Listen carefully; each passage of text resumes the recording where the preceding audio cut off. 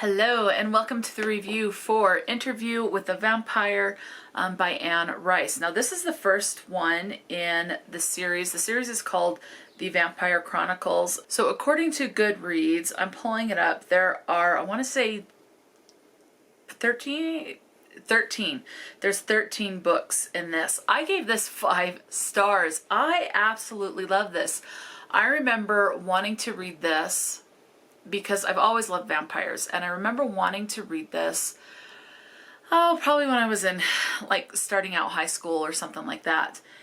And I was told, no, stay away from Anne Rice, stay away from these books, they are very dark, don't read them. And so I didn't. I avoided these for years and not understanding why. And when I talked to the person that told me that, she can't remember why she ever said that.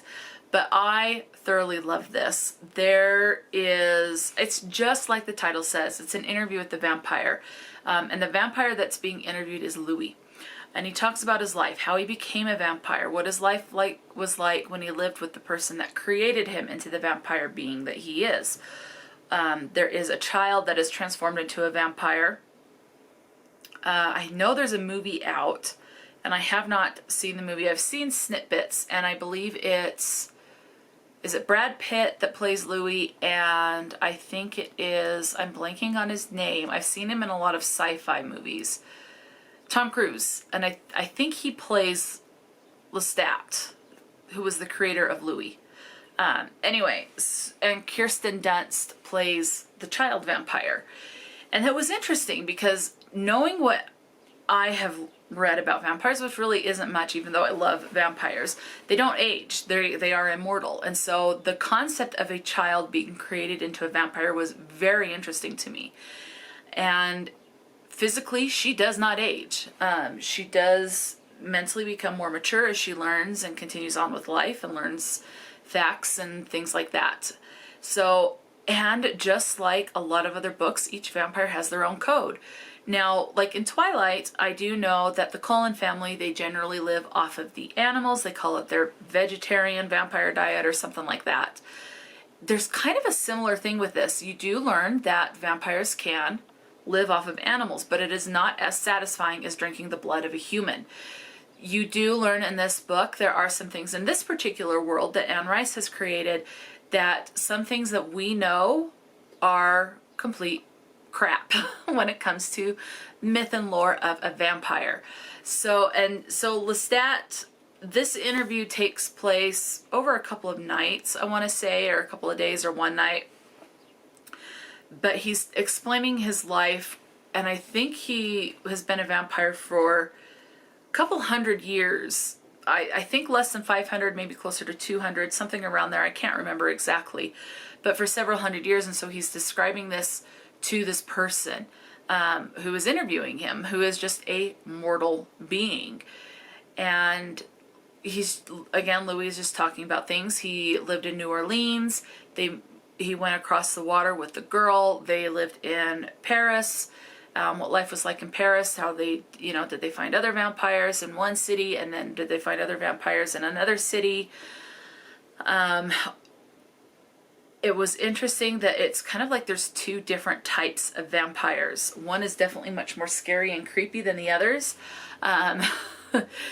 which was a little disturbing. That would be one I would definitely probably, I don't know, like pee my pants in fright. So type of a saying, kind of gross, but it is what it is.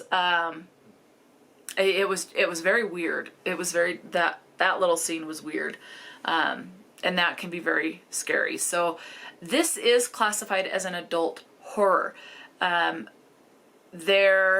don't remember if there's any sex in this, which says that if there was, it was very minuscule or kind of just referenced, but not actually written down on the page. So if you want, like a horror that's clean, there you go. Just beware, there is much talk of blood, which is understandable being a vampire book. It does talk about how in this you do find out how to kill a vampire in this particular setting, and what kind of codes of conduct different vampires live by, if that makes sense. There is I will say this. I got the feeling that there was some sexual tension between two male vampires. Between, I'm not going to say who, but just that it's like if they were to enter a relationship, that would be boyfriend-boyfriend type of a setting.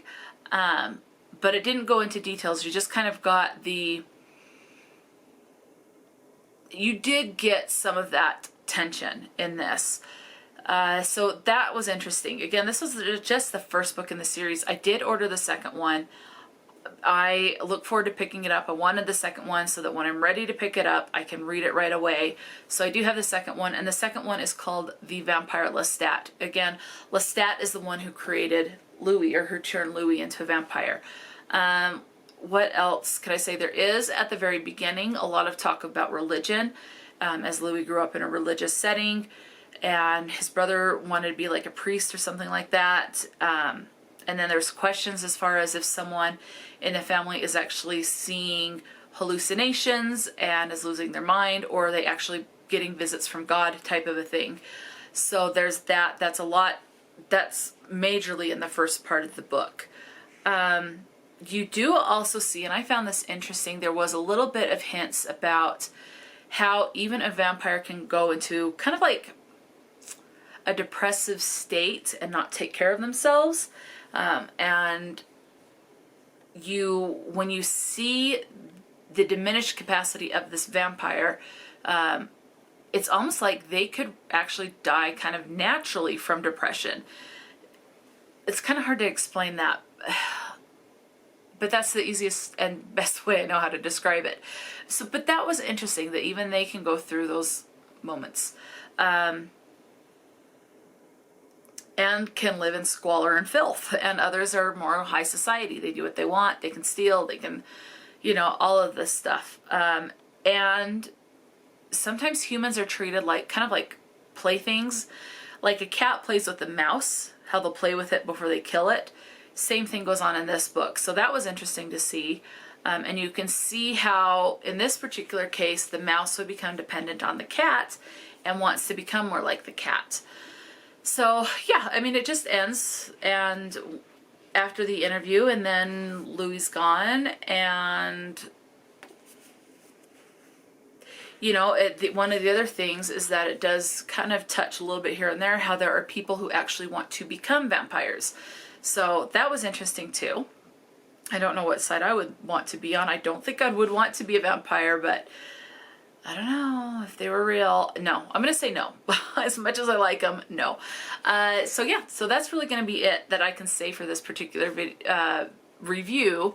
So that's going to be it for this particular video. I don't really know what else to say other than I loved it. I gave it 5 stars, and I look forward to continuing on with this particular series.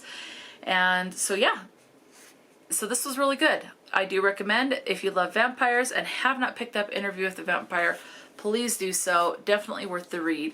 So that'll be it. Until next time, stay true to yourself and enjoy a good book, and I will talk to you later.